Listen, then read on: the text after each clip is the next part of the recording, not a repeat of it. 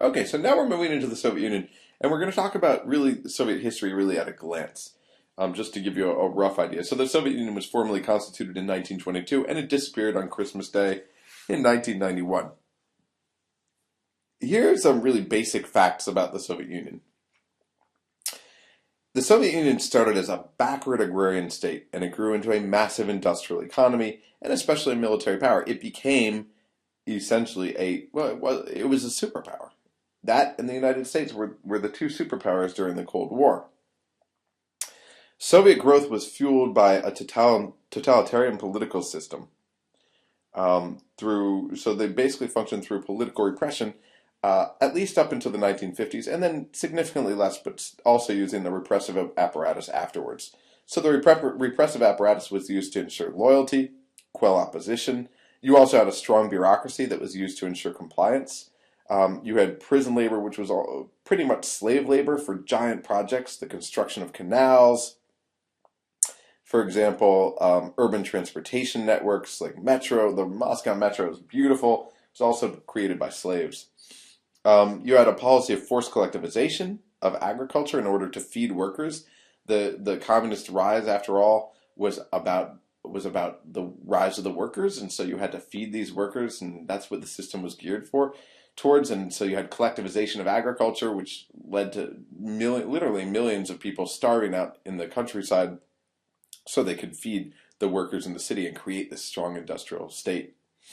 You also had a largely corrupt and economically frail state. You had a huge percent of the economy that was devoted to the military-industrial complex. So consumers were forced to stand in long lines for everything from food to shoddy consumer products. And this gave birth to corruption. People were trying to get things like jeans, bubblegum, luxury items. In short, the Soviet Union really crumbled as a result of unrealistic expectations, economic failure, and also nationalism that was inspired by their very own policies from the beginning, as we just discussed. So I want to talk quickly about a few Soviet periods. Each of the Soviet periods, just so you're aware of what was going on in these. And you should be familiar with this. I mean, I really only have a few sentences on each, but it's important to understand. Lenin came to power, obviously, in 1917 until 1922 when he died. And this was the period of state building. This was everything that we just talked about. Well, a lot of what we just talked about. Stalin picked up a lot of the nationality stuff. But this was the period of civil war, essentially, and what they call war communism, the new economic program, where Lenin basically backtracked on all the ideals of communism and said, hey, we're going to actually have a free market for a little while because things just weren't running very well. And also in order to help limit some of the resistance and help him win the civil war. By the time Stalin comes to power, against Lenin's wishes, there was a note that was written about this, and Stalin destroyed it. This is the period of state terror. Stalin is remembered for a cult of personality, which he solidified by the 1930s. Constant purges of the ranks of the military and the bureaucracy. He was very much afraid of losing power to anyone, so he was very paranoid. But it was also this period of industrialization, huge, massive industrialization. And this is when the Soviets make an enormous move towards the developed world. And all of this is mostly built on this military-industrial complex. So not a lot of consumer goods, but this is the way the Soviet Union is founded. Stalin dies in 1953.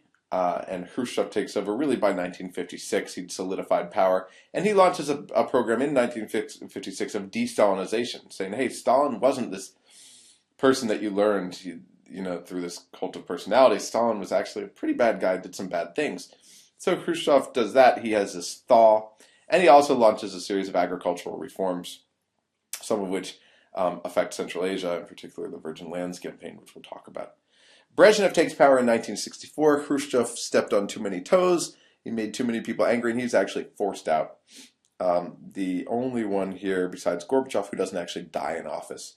When Brezhnev takes power, he basically has a you scratch my back, I'll scratch yours sort of way of ruling the country. And this leads to a period of stagnation and corruption. Basically, Brezhnev says to all the republics on the periphery, hey, as long as you're obedient, you can do whatever you want. And this this gives birth to some major scandals. The Uzbeks are involved in a major corruption scandal during this period, which they claimed was anti-Uzbek, but it was a lot about cooking the books. In other words, saying that we're producing things that we're not really producing because, well, why? Well, Moscow's saying we have to produce these things, and in reality, we don't have the inputs to produce them. For example, to produce a rocket, you need, let's say, a rocket head, you need fuel, you need an engine, I don't know what else you need to build a rocket, but let's say the way the Soviet economy was designed is they would split things up so that part of the rocket heads were produced in Kazakhstan, the rocket fuel was produced in Turkmenistan, the rocket engines were produced in Uzbekistan, and the rocket hull was produced in Russia. And then it was all compiled in Kyrgyzstan, for example. And so at the end of the day, the Kyrgyz are putting these things together, and they don't have all the inputs, but they're supposed to produce 500 rockets a year. Well, what are they going to do? They're gonna cook the books and say they produce 500 rockets, and they won't have. So this breeds corruption, or they're going to pay people off to get all the parts they need. Bad example, but you see how the mechanisms work. All this really happens under Brezhnev and continues till the very end. Andropov and Chernenko take power 1982 to 1985. Each has power for a couple years. First Andropov, who goes all anti-corruption. But this is really, and then Chernenko who revokes that. But really, what happened when Brezhnev died is everybody knew there had to be change, but no one knew what to do. And so they put in these two geriatrics who were about to die. First Andropov was put into power. So they weren't put into power at the same time. First Andropov was put into power. He ruled for a couple years before he died, and he had this anti-corruption swing. But this freaked a lot of people out, and so then they put Chernenko in power. He was also old and about to die, and he repealed all this anti-corruption stuff, and then he died. And finally, people realized, hey, we really need to do something, and they put Gorbachev in power. And Gorbachev marked this period of political and economic reform, which we're going to talk about in detail. It's important to always remember that Gorbachev didn't come to power in order to end the Soviet Union. He came to power in order to strengthen it. And all of his reforms were not designed to end communist power in the Soviet Union. They were designed to strengthen communist power. They just didn't work very well. So, communist rule in the Soviet Union. The Communist Party was in charge for the entire period of the Soviet Union. And the Communist Party was organized into various structures that were really top-down structures replicated at numerous levels. So this is a branch organization that I mentioned in an earlier presentation. And the whole point of the branch organization was to preserve power for the Communist Party. So the Communist Party was in charge at the Union branch, in other words, in Moscow. So this is the federal side. And then this was replicated at each republic level. So the republics, again, you can think of sort of as states. So the Communist Party ruled there. So they had also their own legislative organs, their own sort of Politburo, just like the Union did, but with obviously less authority as at the center. So there's decreasing authority in each one of these. And then at the district branch, we could talk about, for example, counties. You had the same thing. And then in the towns, you had the same sort of structures. And then even on blocks within towns.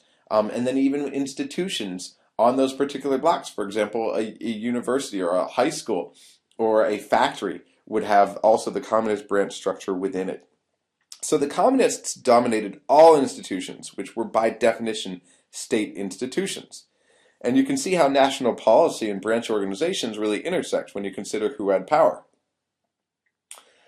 And I started talking about this before when I mentioned first secretary and second secretary, and now and then I realized that I shouldn't mention it until later. So this is a perfect time to mention it.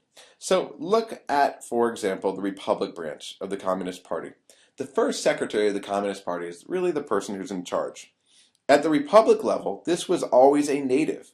But the second secretary in each republic was always a Russian or a Slav. Okay, so it could be a Belarusian or Ukrainian, someone close to the Russians. This was the person. So you had this sort of dual power structure. So the second secretary had a lot of power. The first secretary was in charge, but the second secretary could sometimes take charge. In some cases, it was the second secretary making all of the shots. For example, in Turkmenistan, Moscow had very little trust in the local elites. They were seen as too intertwined in clan loyalties, and so it was actually the second secretary there that was actually in charge. That was less the rule of thumb than the exception, but the second secretary, the Slav, usually the Russian, usually did have a lot um, of power. Now, if you look at some of the institutions within the Republic branch, for example, the heads of regional security, the head of border patrol, the head of the military, these were usually Russians or Slavs. This was power that wasn't that the Russians didn't want to extend to the Republic comrades. Going back to the Union branch, there was never a Tajik or a Kyrgyz or a Turkmen on the Central Committee or on the Politburo of the Soviet Union. So at the federal level, the center was heavily Russia based. They also had elites from Ukraine and Belarus and also Georgia, Armenia and the Baltics. But it was rare that you would have someone from Uzbekistan at that level, and you never again had a Tajik, Kyrgyz, or Turkmen on the Central Committee or the Politburo, these two key organizations in running the state. The Politburo is really just this group of, 9 people, I believe, at the very top. And they were selected by the Central Committee of the Communist Party. So the Central Committee has lots of power because they have the power to designate the Politburo. The Politburo really runs the state with the General Secretary, the first secretary in charge. So again, if you don't have people in these organs from these Central Asian republics, you're going to get shafted. And the Kazakhs did sometimes have people, so did the Uzbeks as the most populous, but then the other ones did not. So I've been going on, so I'm going to take a break there.